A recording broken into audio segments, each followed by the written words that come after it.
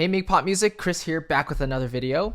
And in today's video, we're going to be talking about something really cool, and that is how to make a sick bass line. All right. So we all know the bass lines where we hear just standard notes sustained over the chord, and then it goes to the next note, and then the next note, and then the next note.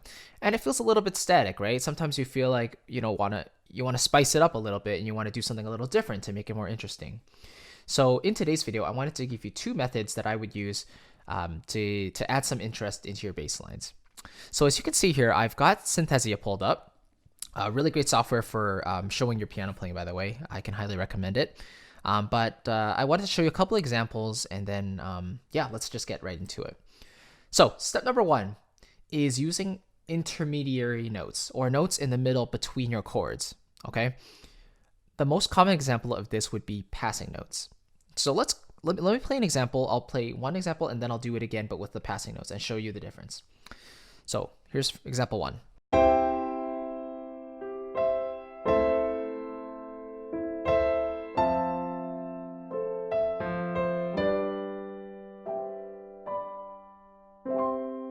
Okay. Now I'm going to do the same thing, but watch this with the passing notes.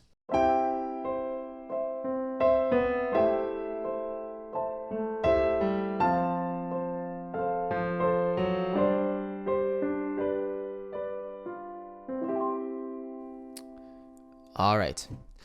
So what I basically did was, if we just focus on the bass line, what I did was I went from C for the first chord to A to F and then up to G. Typical 1, 6, 4, 5 progression. Okay. But what I decided to do with the passing notes is between the C and the A, you see how there's a B right there. So if I actually play the B while going from the C to the A, it'll feel like you're stepping down to the A, and it doesn't feel as much of a jump going from the C to the A. So if you go like 1, 2, 3, 4, you feel that going down, right? And the same thing. Now I'm going to go from A down to F, and I can put that G in the middle. So I can go, you know what I mean? Then you get a more fluid motion to your next chord. So that's kind of the fundamental concept. For the final one, if you're going from F to G, you only have one note in the middle here, and you have that one, right? So that one is the one I'm going to use. So I can go,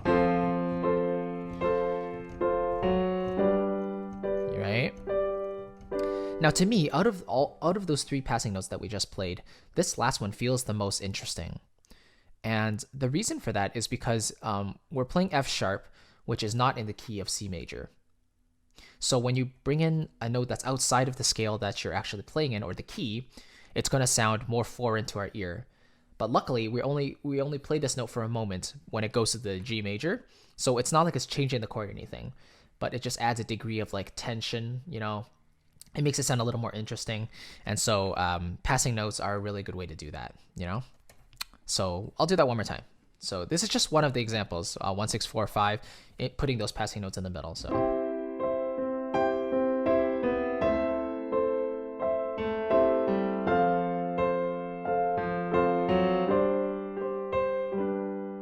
Let's say I had another progression. Let's say I had 1, 2, 6, 5. Yeah, let's do that. We'll go 1, 2, 6, 5.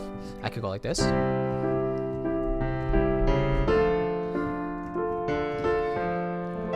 So there, from the D to the A, we have a big gap, you know? So you could do a number of things. You could do just D, F, A. You could do D, E, A. Or you could do D, G, A. Or you could do all of them, or only some of them. You could go like, I don't know. You know? Or you could go.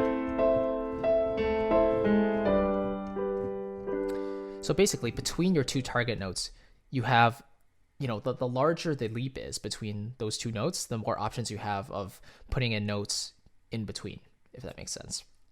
So that's kind of the first method, using these extra notes to add some more color. The second option is to use rhythmic variety. So what this means is that you can repeat the same bass notes, but basically you want to add in an interesting rhythm to make it more interesting to the ear, you know? So it can sound like this, for example.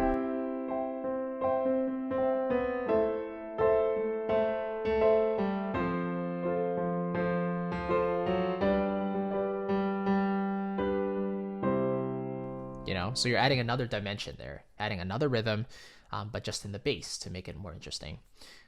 Now, while you're doing these rhythmic things, you can also change the notes that you're repeating. So you could go like,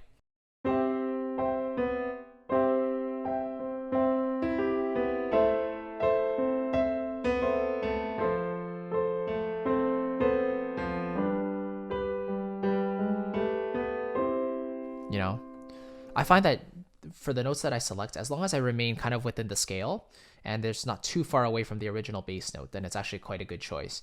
And that's where the experimentation comes in. Like, this was kind of a basic example, but the concept is introducing rhythmic differences, so we're not always playing on the downbeats, and then also throwing in passing notes in between those chord notes to have a little more variety in there, a little more color. So I just wanted to show you one example of a pop song, and for this we're going to use a bass sound. We're going to be doing Charlie Puth's Attention as this example. So I'm going to show you. Lower the keyboard a little bit. Okay, so here we go. I'm going to play the bass line in the chorus of Attention. It sounds like this.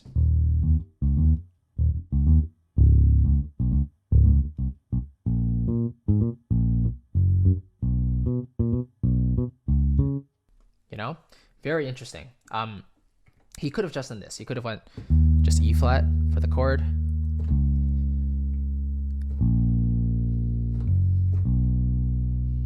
So it's really only like 5 chords, which is still more than like 3 or 4 chords in a lot of choruses, but still. But instead of just holding that E flat in the E flat minor chord and then going to the 7th, he actually does this. He starts an octave lower, goes up the octave, so you already get a big leap there. And then this that 7th to the 1, that just adds a little bit of it's almost like a grace note in classical music. It just throws it in there for some ear candy. So, and then same thing, same 3 notes. So and then he's going to do the same thing now, but lower it to D flat instead. So now we're starting on the 7th. Okay, and then he does the octave again. Now his next target note after the D flat is B flat, so he throws in these passing notes. From D flat, he goes down chromatically to C, to B, then to B flat. A very standard tension building kind of progression there with the bass notes. So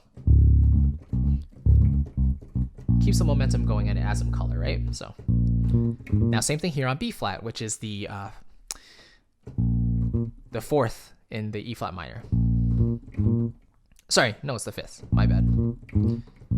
And then, so he does this and then he goes B flat, G flat, or it says F sharp there, but it's G flat. And then, but it's still doing the octave, right? So octave, octave, and then up to the B. And at the end there, you get that 6, 7, 1, just like that. Okay. And the 6-7-1 walk up is a very common thing for kind of hip hop music. So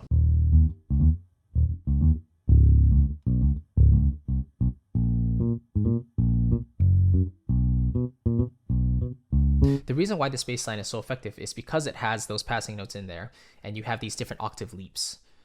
But also the rhythmic variety in there is great. You get some longer notes, do do do do, and then the dun is such a short thing that it's really easy to dance to and groove to. So that makes it really interesting. So you get your do do do do do do do. So it's like long, short, long, long, long, short, long. Kind of a really nice groove there. But that's basically what I wanted to cover today. And I think you would agree that just adding in these 2 concepts can really improve your bass lines to take it from just sustaining 1 note per chord to bringing it to life and enhancing it and taking it to the next step. It kind of enhances your creativity as well. I think just practicing and experimenting what different notes you can combine to connect to your different chords can really help. And so this will improve not only our musical sense, but also the rhythmic sense. And the rhythm is kind of hard for a lot of people because that's not what we really focus on a lot in music training. It's usually notes and chords and scales and stuff, but rhythm is super important as well. So hopefully that helps. Please let me know if you have any questions down in the comments below. Thanks. to Austin from NPM for having me on again. It's been a pleasure, and yeah, I'm looking forward to see you all in the next video. So have a great day, guys, and I'll see you then. Bye bye.